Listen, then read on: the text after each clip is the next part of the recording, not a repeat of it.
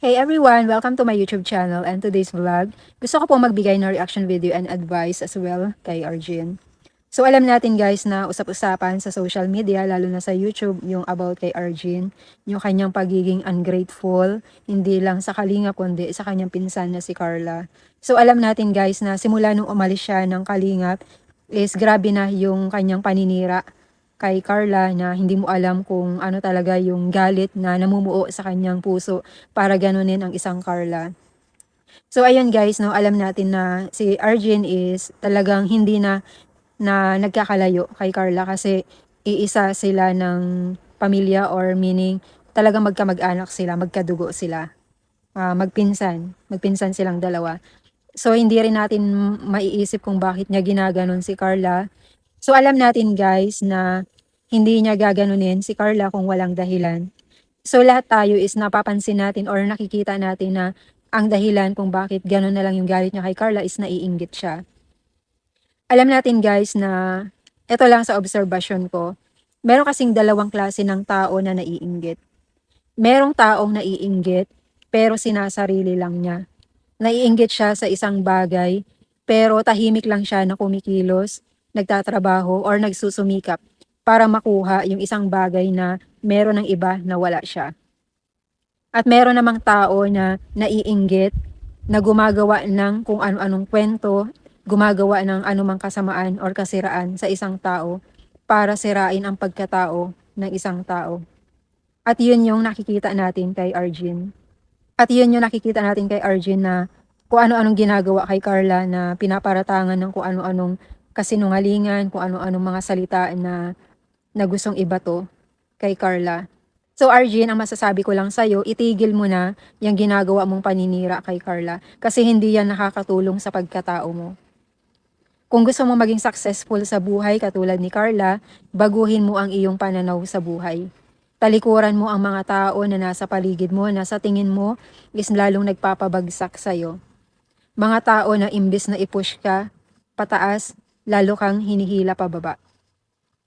Yung mga tao na sumusulsul sa'yo, mga taong nagdidikta sa'yo, na nagtuturo sa'yo ng kasiraan para kay Carla,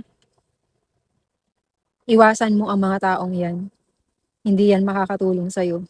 Kung gusto mong maging successful, ma-achieve kung ano man yung goal mo sa buhay, kailangan yung mga negative thoughts, mga hatred, puot, galit, or kung ano pa mang mga negative sa buhay mo, alisin mo lahat yan, palitan mo ng positive.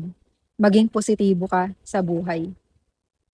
Kasi walang ibang makakatulong sa'yo, Arjun, kundi ang sarili mo. Ikaw lang ang makakapagpabangon sa sarili mo, sa pagkakadapa mo. Ang magandang gawin mo, Arjun, imbes na siraan mo si Carla, imbes na magkwento-kwento ka, mag-post ka ng kung ano-anong kasiraan sa kanya, tingnan mo na lang si Carla. Tingnan mo kung anong achievements ang meron siya. Gawin mo siyang inspirasyon. Mas maganda, Arjun, gawin mong inspirasyon si Carla. Kung ano man yung nakikita mo sa kanya, kaya mo ring makuha yun. Kasi si Carla, marami ding pinagdaanan yan sa buhay. Maraming bashing, maraming bashers na hinarap sa buhay si Carla. Kaya nandyan siya ngayon kung nasaan siya. Kung ano man yung mga blessings na meron siya, yun ay dahil nanatili siya sa Kalingap at tinulungan niya din yung sarili niya na bumangon at magkaroon ng magandang pananaw sa buhay. Hindi naman masama na gayahin mo si Carla. Walang masama sa paggaya sa isang taong sa tingin mo is magandang halimbawa. Gawin mo lang siyang inspirasyon para meron kang marating sa buhay katulad ng meron siya. Alam natin na pareho kayong binigyan ng Diyos ng pagkakataon na makilala ang Kalingap. Yung pagdating ng Kalingap sa buhay ninyo is isang napakalaking opportunity. Minsan lang dumarating ang opportunity sa buhay natin. Kaya pag dumating yun, kailangan natin siyang i-grab. Huwag natin siyang palampasin. Alam ko na tinanggap mo rin sa buhay mo yung Kalingap. Pareho kayo ng direksyon na tinatahak ni Carla. Ang hindi lang maganda is naligaw ka ng landas. Iba yung landas na pinuntahan mo. Iba yung direksyon na sinunod mo. Kaya ngayon, kung ano man ang sitwasyon mo sa buhay, Yan ay dahil sa sarili mong pagpili. Lahat tayo, Arjun, ay may kalayaang pumili. May tinatawag na freedom to choose.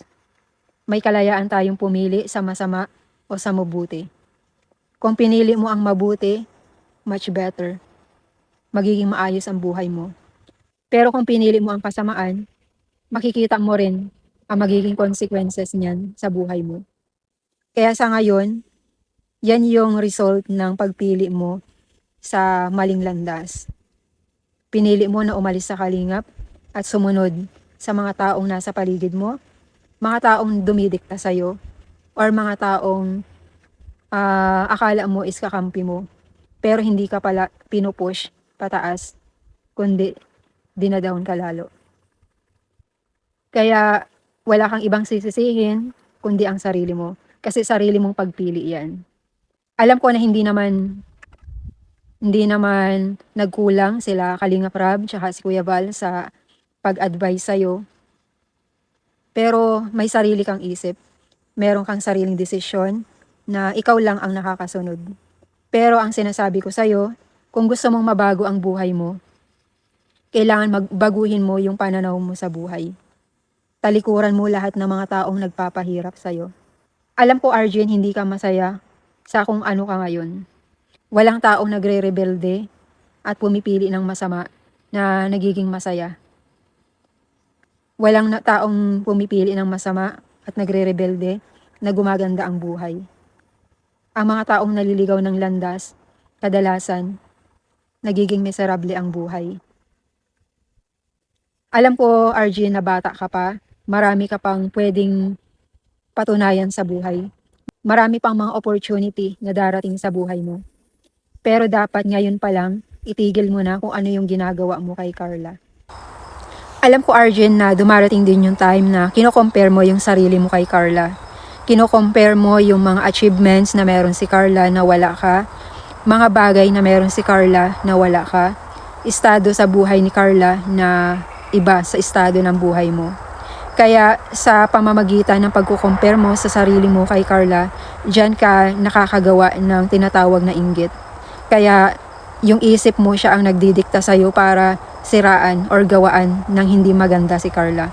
Yung ibabash mo siya, pagsasabihan mo ng masasakit na salita, or pararatangan mo ng mga bagay-bagay na hindi naman niya ginagawa. Or in short, mga kasinungalingan na ibinabato mo sa kanya.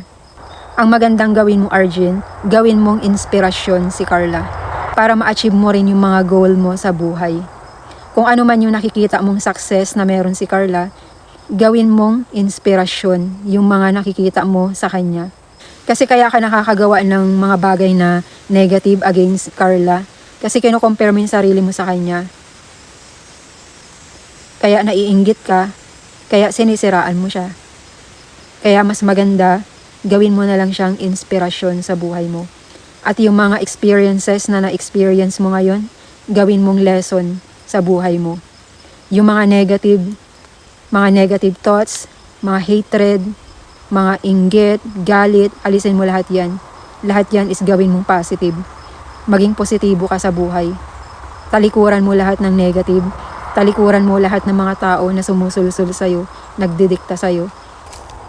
And lagi mong tatandaan, Arjun, na hindi madali ang makamit ang success or tagumpay sa buhay dahil marami ka munang pagdadaanan. Katulad ni Carla na dumaan din siya sa matinding bashing pero pilit siyang bumangon at ngayon naririto siya sa kinatatayuan niya kung saan man siya ngayon. So ikaw, nadapa ka man, kaya mo ring bumangon. So lagi mong tatandaan, Arjun, na ang success is para kang umaakyat sa hagdanan. Kailangan mong tapakan ang bawat baitang hanggang makarating ka sa taas ng tagumpay. So yun lang po guys yung gusto kong i-reaction kay Arjun and advice as well. So thank you guys for watching and don't forget to subscribe. Kalingap Rab, Val Santos Matubang, Ate Edna, Kalingap Super Mario, Papa Shider, Phil Jan, at sa lahat po ng reactors ng Kalingap. Thank you guys and bye-bye.